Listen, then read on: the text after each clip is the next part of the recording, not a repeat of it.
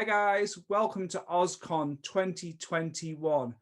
I'm Colin Ayres, your host and chair of OzCon International and host of the Oz Connection, OzCon's official YouTube channel. And I'm excited today to be joined with Angelica Shirley Carpenter. Tell us a little bit about yourself, Angelica. Well, let's see. I was born to be an Oz fan because my mother and her uncle were both Oz fans. And when I grew up, I became a librarian, which was also pretty useful for an Oz fan. So any library I ever worked in had Oz programs and exhibitions. And my mother was a writer, and she and I wrote a biography of L. Frank Baum, a children's book. And my mother died some time ago, but I've continued to write since then, and I've retired from my job as a librarian. And now I'm a full-time writer. Oh, cool. And you've also been president of the International Wizard Oh, of Oz yes. I've never been prouder of anything than to be president of the International Wizard of Oz Club. I mean, if you can't go to Oz, the next best thing is to be involved with the Oz Club. And it was really an honor to be the president. Yeah, I get that. Chairing the OzCon is probably it's not as prestigious a title, but for me, being an Oz fan, just being here doing this kind of thing is a massive privilege, and I just takes that fandom to the next level. Right. And the reason I've got Angelica here is Angelica's written a fabulous book on Matilda Joslyn Gage, L. Frank Baum's mother-in-law, and suffragette, who's a phenomenal person, and she's written this fabulous book about Maud's, about Matilda's life, Maud being her daughter who married L. Frank Baum. And just before we get into the conversation about Matilda, how did this come about, Angelica? Why did you write this book? Where was the interest and fascination? Because it's very, very detailed, so you must be very passionate about Matilda and this project. Yeah, well, I'm a librarian, so I'm good at research. I find too many details to put in the book. But I guess it started when Mother and I wrote that middle grade biography of L. Frank Baum, and we learned that his mother-in-law was a famous women's rights activist, but we didn't really know very much about her at that point. And then that kind of put her on my radar, you know. Mm-hmm. And then years later, when I was coming to the end of my time as president of the Oz Club, I put on an Oz Club conference here in Fresno, because I had a job then as curator of the Arnie Nixon Center for the Study of Children's Literature. Mm-hmm. So what better literature to study than Oz? And I invited a lot of different kinds of experts, and Gregory Maguire and Michael Patrick Hearn, but also Sally Roche Wagner, who is the expert on Matilda Joslyn Gage. And hearing her talk, and she spoke with a friend of hers, whose name's Carrie, I can't remember her last name, but they were in the process of making a documentary. Anyway, to hear the two of them talk about Matilda really piqued my interest. And after that convention was over, I asked Sally what she would think about my writing about Matilda, and she was so encouraging and helpful. And so that's how, and then it only took me 8 years, you know. Well, I mean, there's an entire life to research, and Matilda pretty much has been buried from history of the suffragette movement, and you're bringing her back to life. So that must have taken quite a lot of digging and research to be able to get, you know, over 200 pages worth of books plus annotated notes. So it's a phenomenal piece of work. I think for me, with Matilda, I was vaguely aware of her. I knew reading The Marvelous Land of Oz with the satirization of the suffragette movement that she was a thing, but I didn't really know much about her. I just assumed it was to do with the women's vote, and that L. Frank Baum was clearly influenced by Matilda and his wife Maud for being what would be perceived as very strong minded women who wanted their liberation back then, which we would take more for granted today. I wouldn't say completely for granted, but maybe more for granted today. And then what really piqued my interest with Matilda was the a recent documentary, American Oz, she was referenced quite a bit in that documentary. Yeah. And I think that's why it's a good time to revisit Matilda again at this year's Oz convention, because she was not just a huge influence on L. Frank Baum, but she's had a huge influence on women's lives across America and the world. Just people aren't necessarily fully aware of it. Right. I'm currently up to chapter 9, so I only received your book about a week ago, and I've not been able to put it down over the last few days. Oh, thank you. And particularly reading her early years with her father and mother, and how even in the early 1800s, they were helping slaves from the South America to escape and have freedom and be hidden underground, which is just not something I would have even thought was a thing back then. They were very out of their time, or what we would consider out of their time for progressive views. Definitely. I guess it was I mean, maybe it was early for the Underground Railroad, I'm not sure, but definitely they were progressive, especially her father. And then all these progressive movements, which were abolition, temperance, and eventually the women's movement, all kind of took off together and borrowed each other's techniques and overlapped leaders. And her father even believed in equal rights for children, which was especially unusual for the time. Yeah, I kind of, and it's still something even now, I don't believe that people fully give children autonomous respect. And it was, again, I think the way we're taught history at times is almost to believe that in the 1800s and previous, that people didn't think as maybe we do now. And I don't think that's fully true. And particularly after reading this, you start to see, well, no, some of these views have been around for a very long time. And if anything, it's frustrating to think we're nearly 200 years later and yes, have moved along, but then at the same time, we're having some of the similar arguments. If maybe you replace some of the women's rights with maybe gender issues today, some of the LGBT issues, they resurface again and again in different ways. I mean, it's good. The biggest thing is we've got the right to vote now, but back then I did not realize just how much women were subjugated and how little they had control of it. This isn't just about women being able to vote. This is women being able to live and to have the right to their own house and to jobs. To if they were a widow, then their rights were taken away from them. So I think in the 21st century, as a white man who has had these privileges, you just don't realize that how much there was to fight for back then. It's true. When I give talks about this, even to people my age, they are also surprised by how few rights women had. They had no rights at all to their own money or property. The minute they got married, their husband owned everything they owned, everything they would own, everything they would inherit, everything they earned. He could just turn his wife out with nothing. She couldn't sign contracts without him. That was one of the first battles Matilda fought and won in the state of New York, was to get women's property rights secured to them. And that was one of her early successes, just in New York, and just some rights, but still it was, a start. And it was interesting because she and her husband were, again, very progressive, but they teamed up with very conservative people, especially Dutch people, who wanted their daughters to be able to inherit the family fortune and not have their daughters' husbands. I mean, not that they were worried all the husbands were bad, but some husbands did not care for the inheritance that the parents had built up for their daughters, and they wanted to be sure their daughters were protected. So these extreme liberals on the one hand and these very conservative people on the other joined forces to pass a woman's property rights law for the state of New York. Yeah, and that must have been huge at the time when you did not have these rights previously.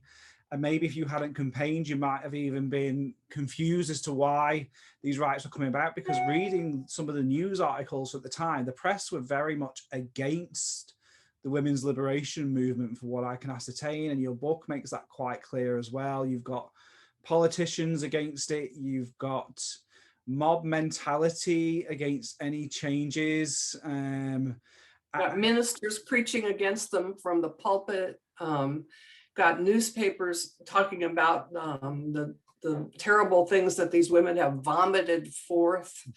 I mean, just awful language. And also the newspapers always made fun of how they looked, which Matilda always looked very elegant and stylish. And the newspapers usually called them old maids too, which certainly wasn't true for Matilda, who had 4 surviving children. And I think Elizabeth Cady Stanton had 5. So they had this stereotype in the newspaper that just didn't fit reality. Yeah, reading it, that was really, really clear just how much was against this movement, but how strong and single-minded and powerful these particular Matilda and the other suffragettes were in making this be a thing. But also it was way bigger than perhaps just protesting, you know, conferences and conventions on a regular basis up and down America. And in England, we had the suffragette movement going on at a similar time over in the UK as well, even if it was gone about in a different way because we're a smaller country compared to the USA. And I think what was great to see was this is a very intelligent woman. To a degree, has still been luckier than some women to be born into, you know, quite a middle class family with a very forward thinking father who was prepared to educate her daughter and make her think for herself, which is something we all should be doing. Well, that was right. Really, really must have had a huge influence on how she thinks and goes about things. And you can see how, coming from this past, she would then move on to women's rights. I mean, she wanted to be a doctor before it was legal to ever be a female doctor, but she did get to see that pass during her lifetime, and there were female doctors. But I don't believe that she actually managed to see the vote for women pass in her lifetime. No, she died before that. But when she was a child, she was campaigning for abolition door to door when she was probably about 11.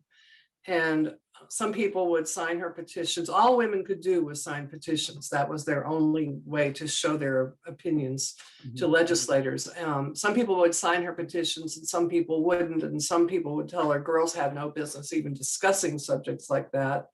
Yeah. But another really good thing her father taught her, and this may be the thing I admire the very most about her, was if she encountered opposition, it only meant she was doing something right. Yeah. Criticism made her stronger always. And I just love that about her. Yeah, that comes through in the early stuff that I've read, but also something her grandfather told her about when it's okay to fight, when you know, such rights are reasonable to fight and to stand up for yourself, which I think we forget nowadays, that to stand up a little bit about things. You do see it occasionally. We've seen it recently with the race stuff with George Floyd in America. There's in the UK at the moment, there's we're in a really weird situation with Brexit. For, you know, the moral fiber of our country is still within question, and I think sometimes we've forgotten how to stand up for our principles, and she very clearly stood up for her principles and made sure that she was heard. And again, for me, you're led to believe that people in what I would deem the Victorian era, women didn't think like that, and that's so untrue. Well, it certainly was untrue for her and her friends. And you're right about her continuing. I mean, on her deathbed, she was still writing speeches. She never gave up. So I admire that about her too. There's a lot to admire about her, but you know, I think people are speaking up more now. People tell me very often how surprised they are how the issues in this book about Matilda seem so contemporary. You know, women's rights, the rights for people of color, and it's true. And I think the Black Lives Matter has certainly made people aware of protesting and how that can make a difference. And you know, in the States right now, we're facing a real clear attack on abortion through the Supreme Court. Matilda believed in the right of women to control their own bodies, which was certainly very forward thinking at that time. So I don't know, I think people are getting maybe more outspoken. We still don't have an Equal Rights Amendment in the United States. And Matilda was there in the 1880s when it was first introduced in the United States Congress. Oh, and it's what, 140 years later, we don't have an Equal Rights Amendment. So there's a lot of work left to be done. And I think the demonstrations in the last year have shown that those kind of things can matter. And Matilda is an inspiration in many ways because she didn't have social media the way we do, but she had newspapers. They had so many newspapers. It was incredible. And the newspapers had long, detailed articles. Her scrapbook at the Library of Congress is full of articles about women's rights that she cut out of contemporary newspapers. And she used those newspapers and the right of petition and also civil disobedience. She tried to get her legislators to introduce law just to pass for her the right to vote. I mean, there's nothing she didn't try. And I think those tactics today, translated into social media, still work. Yeah, I think as I was reading for your book, what was clear is that she was using the newspapers of the time and the publications as the way that people do use social media today. It essentially was the social media of its day, and it had power, and she knew how to write powerful speeches, powerful articles to sway opinion, but not just, but also her persona. And she was out there actively on the front line, influencing people and influencing congressmen and American politicians. So she was very much there, and to a degree, really putting her and her family's life on the line, because that kind of attention could have actually led you to have been attacked by people on the other side who didn't want this kind of thing to happen. And that was happening to people reading your book as well. It was. I mean, I think by the time Matilda was really active, say in the 1870s, the danger was more from police arresting her than crowds attacking her. In the earlier days, I've been studying about the Grimke sisters lately, who were very active in the 1830s, and they were heroes of Matilda's, and they were not physically attacked, although a mob burned down a building they had just been in. But very often abolitionists at that time were physically attacked, but they were men mostly, and killed even for being abolitionists. So I think by Matilda's time, it was a little bit safer. To her, the danger was from the police. Yeah. And again, it's something that with rights issues, it still crops up now with police. It's frustrating that maybe the actual thing that people are protesting against has shifted a little bit, but again, there is still this element of when is something legal, but when is something legal that needs to be changed, and how do you fight against that without breaking the law? And I think this is something that will continue throughout history around the world. She did an interesting thing again early in her career. A governor of New York refused to sign a bill that would let women vote in school board elections. And she thought women should get to vote in all elections, but certainly school. And when he did not sign it, and he said something like it was against the laws of nature, she led a statewide campaign and unseated him as governor. And that was without being able to vote. She did it with newspaper campaigns, with petitions. She put petitions on ferry boats and in factories, and somehow she managed to get a more sympathetic governor elected. And one of the first things he did was to sign the bill to give women the right to vote in school board elections. That's brilliant. Again, for other people to be inspired to think of different strategies, how you can be very influential. I think sometimes we're very we get frustrated with politics. We can be quite passionate, but sometimes we don't put ourselves out there. And you can be a voice for people if you stick yourself out there and you have a clear strategy and a true belief in what you're saying, and that you really are standing up for other people and their rights, that you can influence other people if you really put yourself in your whole mind towards it. I think maybe something we need to continue now is many of us have become keyboard warriors, but we're not necessarily being activist enough at some of the things that really have probably horrified us over the last 4 or 5 years across the world, really, where we're almost aghast at some of the things that are rearing their heads again, but are we all actively doing enough about it? So, and that's from me as well. I agree. And then we have, Oz for a little relief. Yeah. Well, definitely Oz kind of gives us both that little bit of, I guess, our escape from the real world that we very much need because of some of the day-to-day horrors and monsters and witches out there, and that we need to, pretty much have that little bit of escapism. I guess as we're on Oz, maybe let's talk a little bit about Matilda's influence on L. Frank Baum. Probably first of all, just to touch briefly on Matilda, I'd like to maybe get your thoughts on Matilda's thoughts on the Indian tribes and the Sioux, particularly as that was raised quite a lot in the American Oz documentary, but it wasn't really touched upon Matilda's involvement in that and how that would have actually influenced Baum and the articles that were written back in Dakota years. Yeah, I'm afraid I don't have an explanation for you about that. She definitely was living with them off and on during the Dakota years. I don't know if she was there the very day those editorials came out or the days.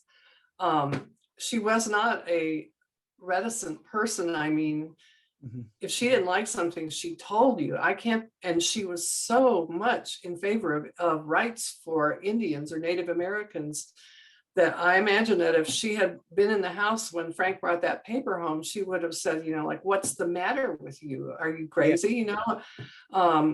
I know she was opposed to that kind of thing. And I don't know, I don't have a good grip on his feelings either. I think it's more likely that he was kind of going along with the other newspapers at the time and with the fear that must have gripped Aberdeen and and the strange, there's always this business of the other. There's me, and then there's the other, somebody who's weird and different and not as good.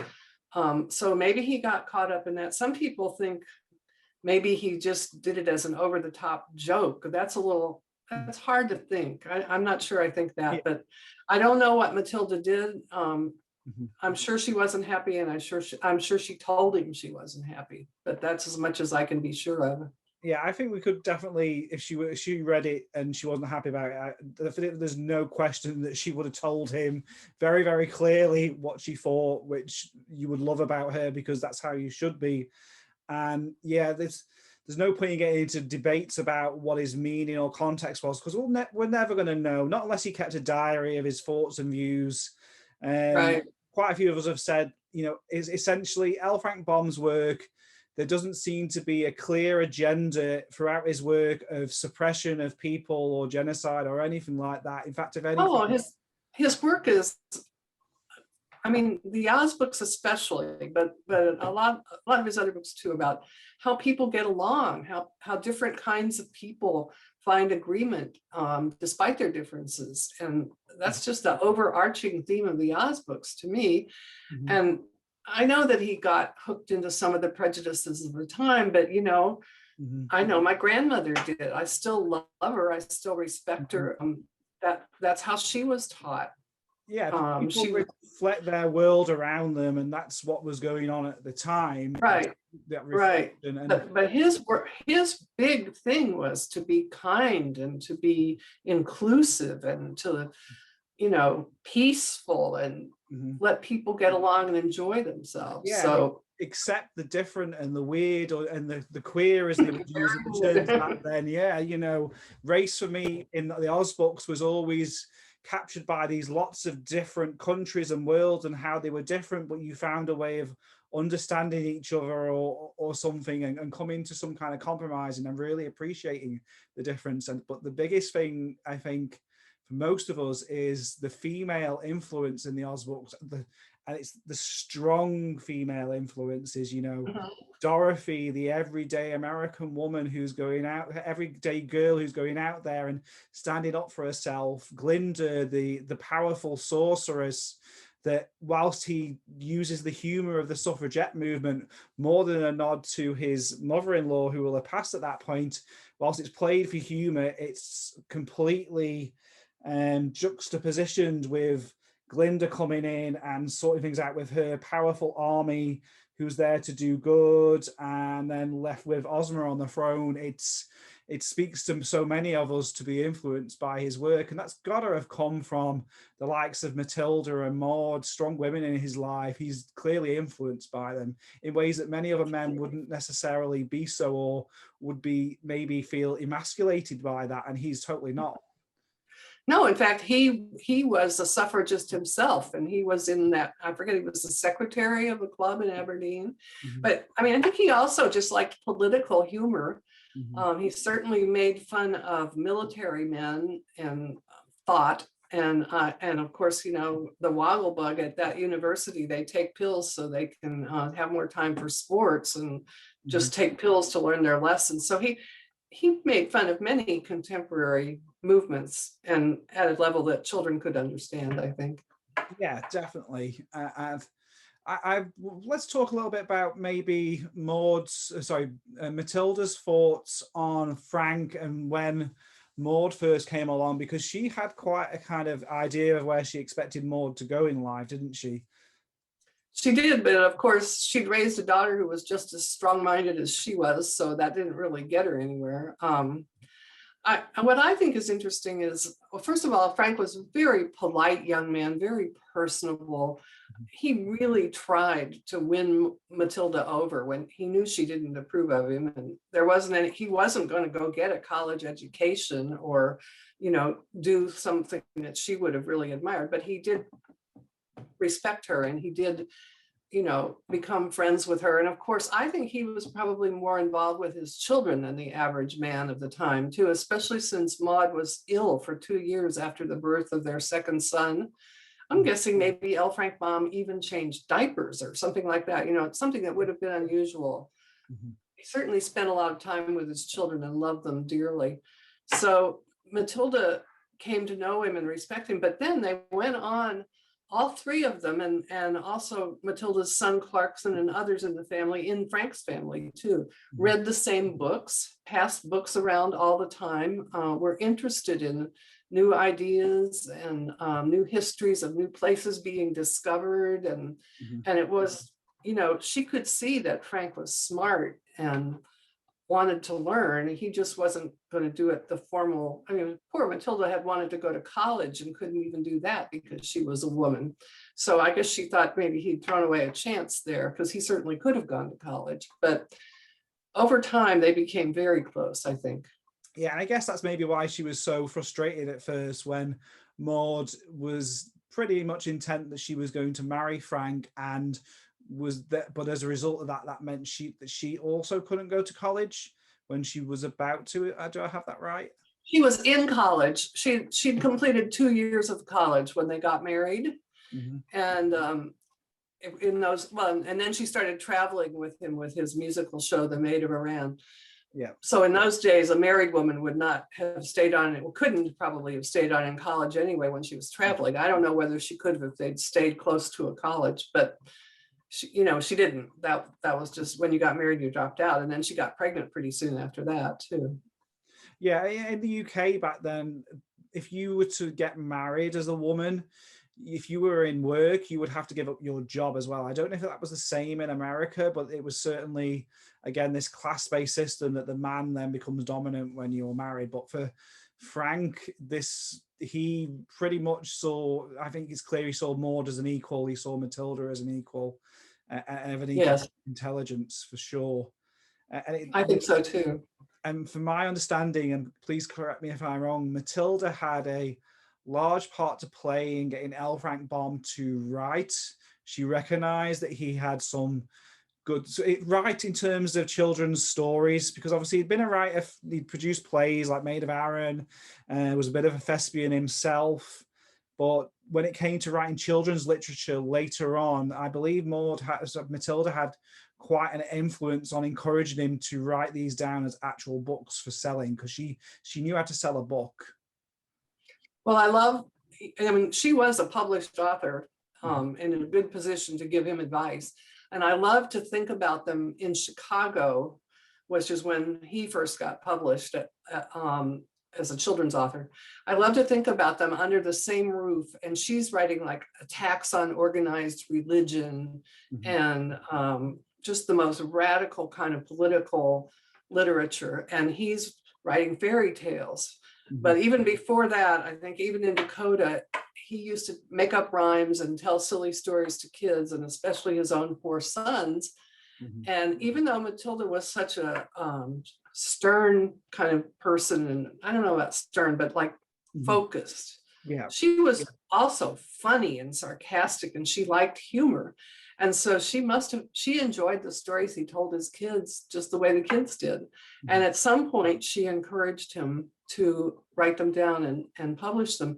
Even right before that, they were all on kind of hard times in the 1890s. Everybody was broke. And she was encouraging him to enter magazine writing contests. And her daughter Helen too, just as a way of earning some extra money. She thought he was a good writer, and she thought that if he would enter these contests, he would win prizes. And I think he did. But then she encouraged him, you know, to write children's stories down. And when he published Mother Goose in Prose, I quoted in my book the progress of that project. You know, he was in Chicago shopping it around publishers, and finally it did get published, and she was there when that happened. She didn't make it to Oz, but I think she was a great influence on him, and he must have seen how hard she worked writing, and speaking from personal experience, how hard it is to get published, how you get rejected over and over, and you just have to keep going. And so he did that too. I think he had an easier time than I did. Yeah, well, I mean, he churned out a huge amount of books as well, and it's, we can thank Matilda for that encouragement, because we would not have gotten that sea of, we're talking 200 books during his lifetime. If you look at all the, I mean, I think more like 65 books during his. I may be being a bit over exaggerating there. It might feel like that many more, but certainly a lot for someone who started writing children's literature into his 40s. Yes. Yeah, so only really in the last 20 odd years of his life. And Matilda, yeah, she didn't get to see Wizard of Oz published, did she? Was it around about 1897, 1898 that we lost Matilda? Yeah, 1898. So I don't even know that he'd started working on it about that point or not. I want to bring up another series that L. Frank Baum wrote, the Aunt Jane's Nieces stories by Edith Van Dyne. Weirdly, I read these stories as a child, and my mother did too, and we had no idea that Edith Van Dyne was L. Frank Baum, none. But we loved the stories. And again, they show 3 strong women who have adventures and do things together. And it was such a surprise to us when we wrote our book about L. Frank Baum that he was Edith Van Dyne. That was just like, wow, well, no wonder we like those stories. So I think people who are interested in Baum's feminist views would do well to read those books too.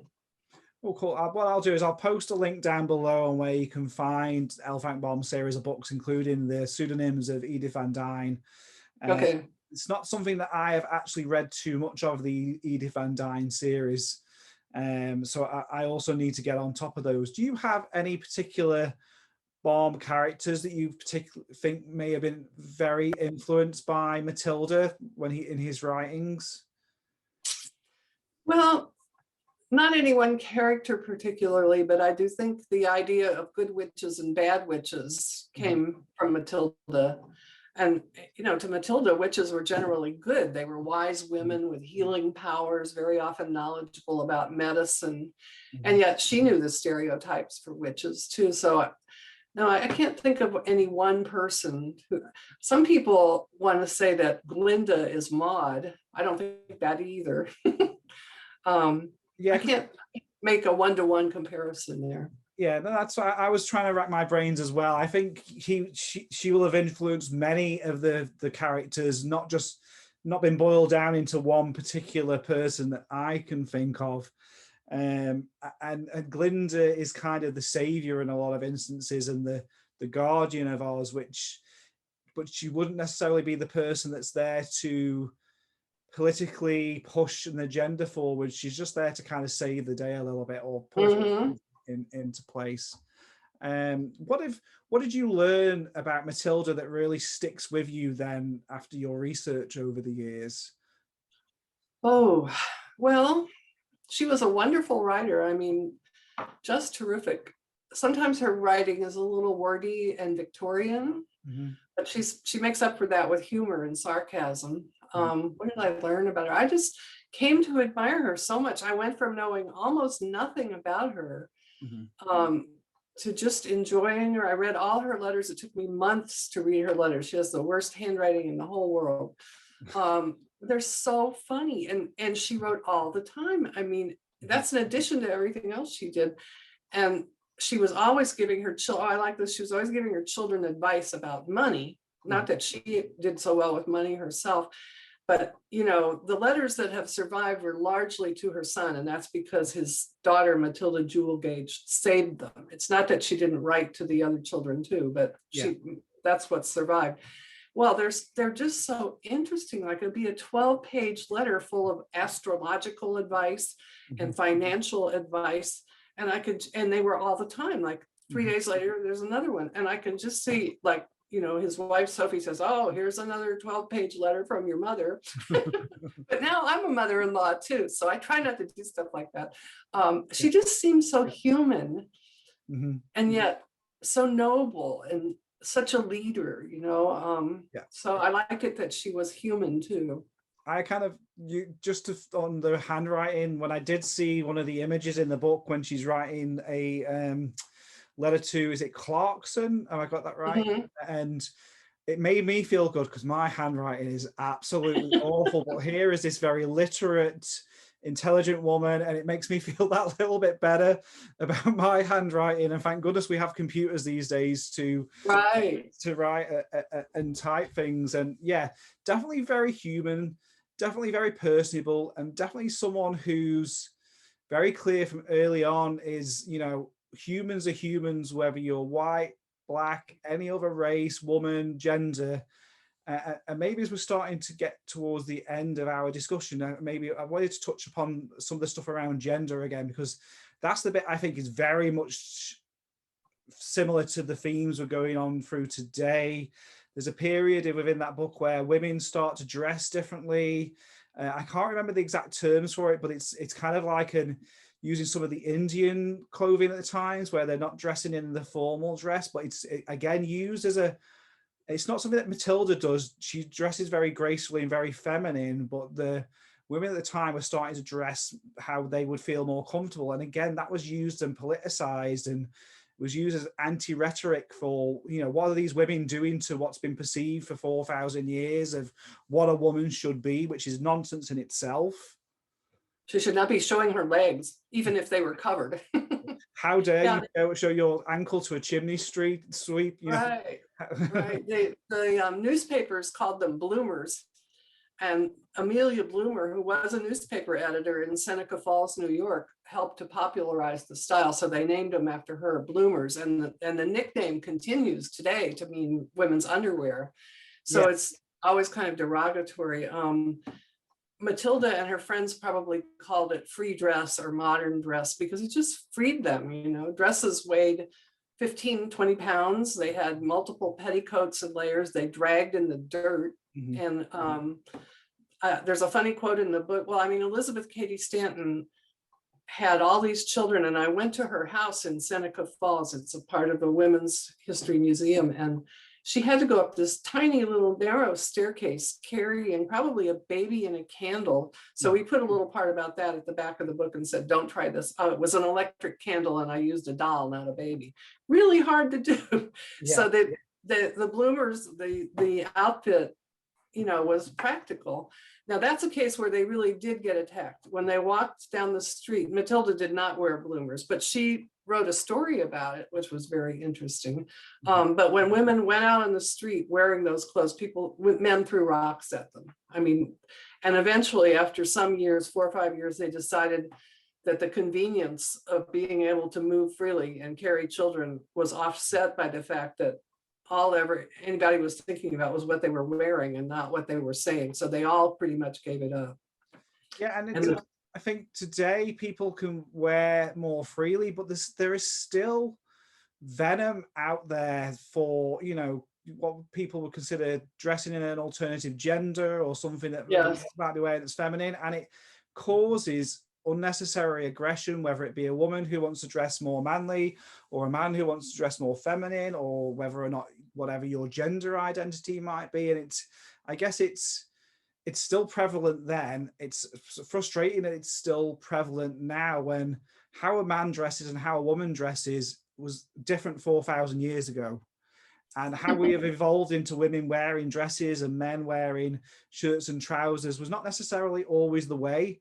But yet in this last 150 years, there seems to be this, no, this is how a man dresses and this is how a woman dresses. And I just wish we could really get over that. Well, me too. I still remember, I mean, I had to wear skirts when I went to school. I was working in the library when we were allowed to wear pantsuits, but the top had to be made out of the same fabric as the bottom. Just silliness.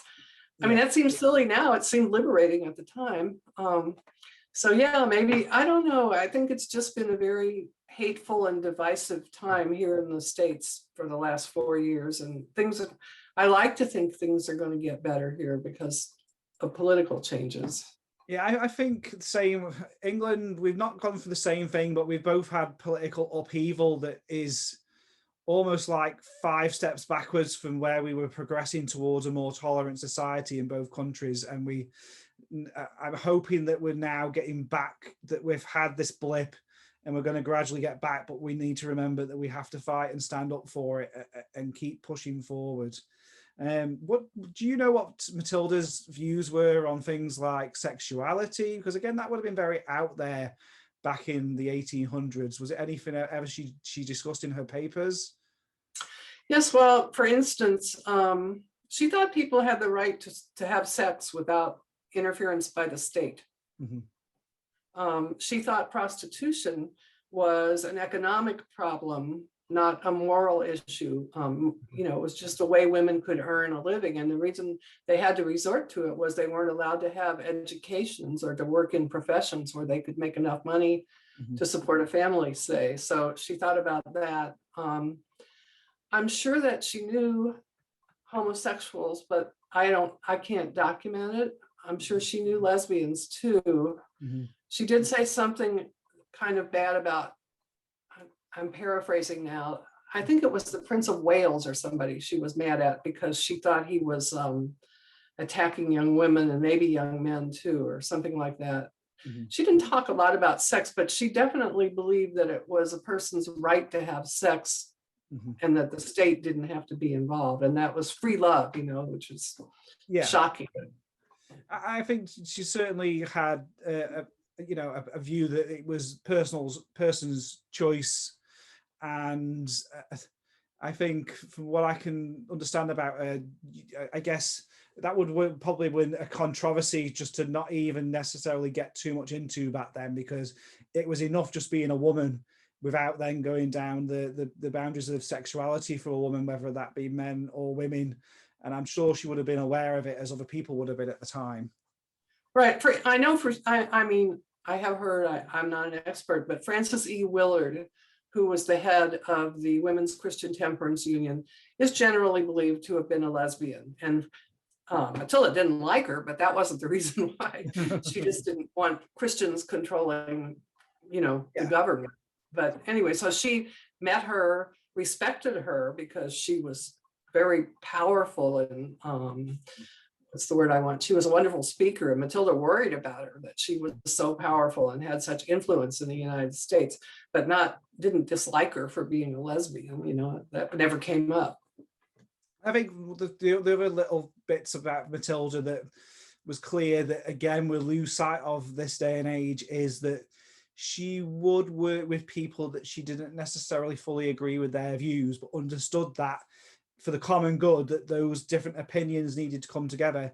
And I think in America and here, we've lost a little bit of that right now, and we need to figure out how to go, well, okay, we don't agree on this, but what can we agree on?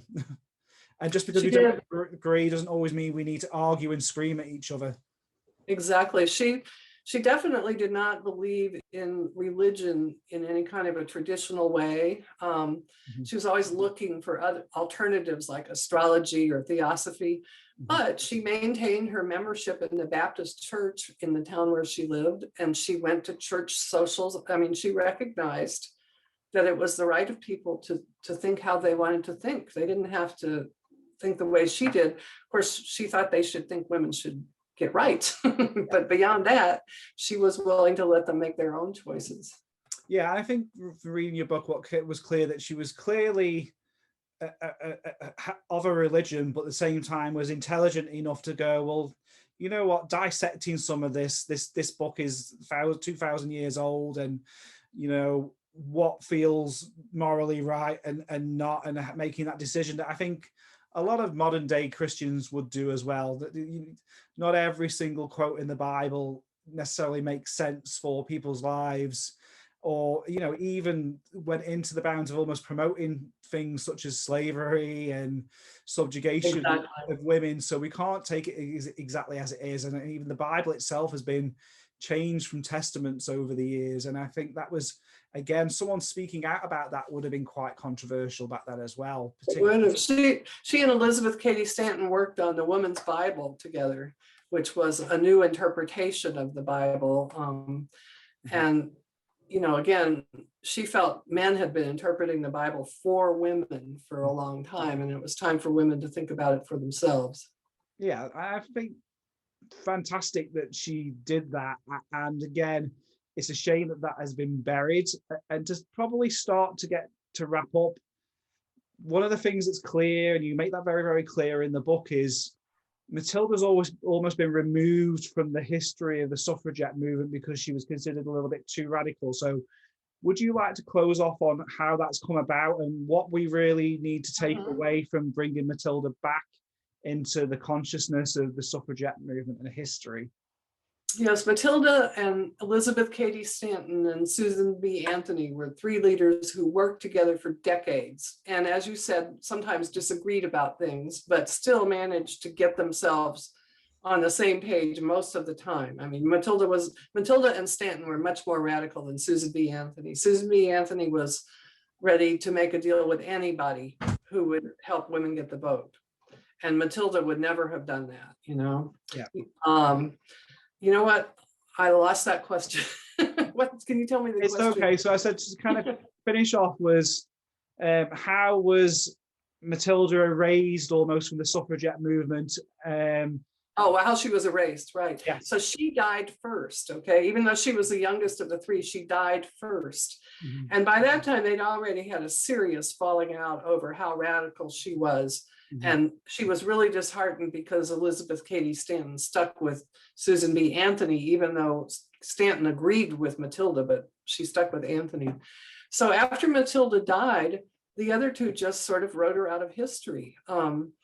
Elizabeth Cady Stanton wrote her autobiography, which is wonderful reading, but it barely mentions Matilda. Susan B. Anthony hired someone to write her biography, and this author did it with Susan B. Anthony looking over her shoulder. Actually, Anthony mentions Matilda more than Stanton did.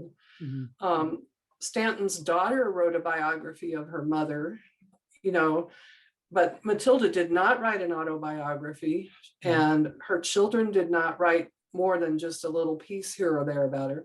So, you know, she also, that they had worked together. Stanton and Matilda wrote the History of Women's Suffrage, the first 3 volumes.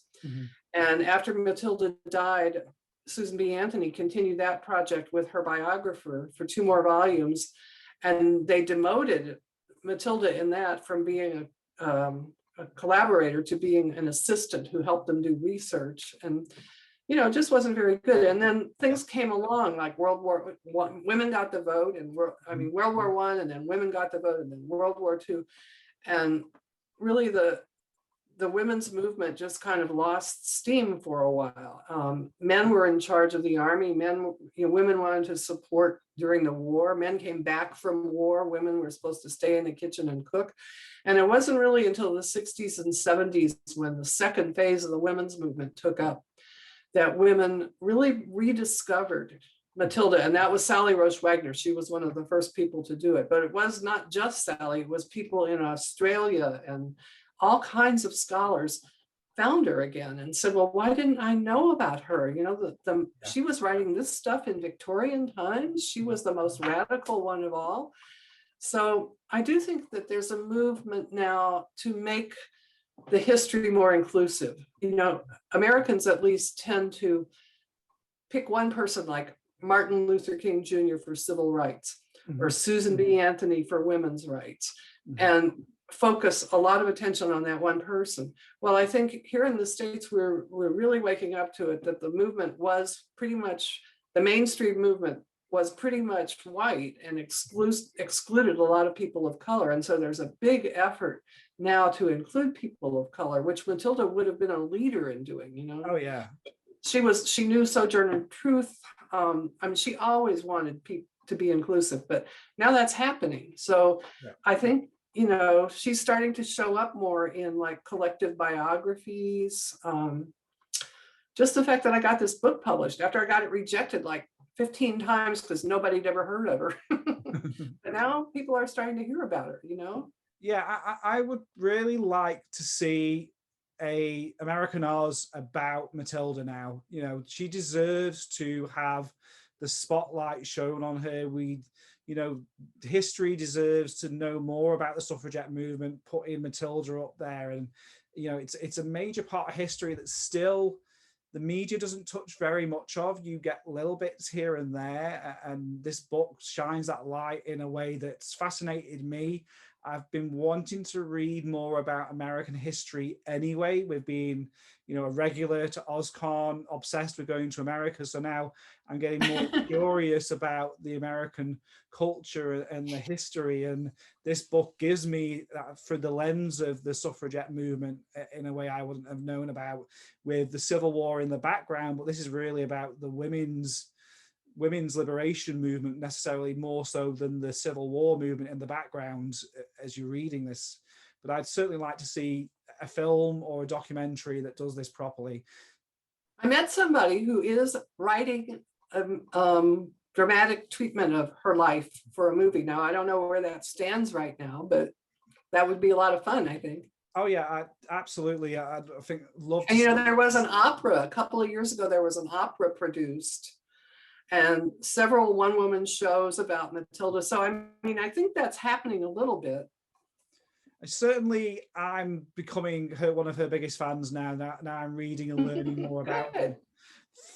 This book is really helping me with that. So where could people get your book if they wanted to pick up Born Criminal?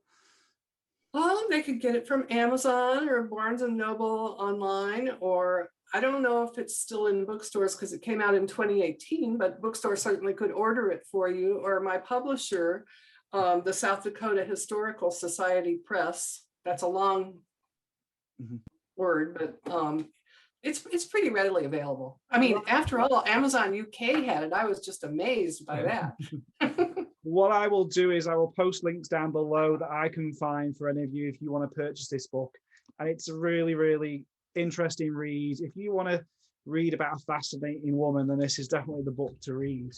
And it will definitely stay in my collection. And when we can eventually travel again, Angelica, I will bring it over with me at one of the next conventions to get you to sign it for me as well. So thank you for that would be great. And then maybe you'll tell me why you're such a fan of the United States, and why you are so crazy as to run Oz conventions in California when you live in England.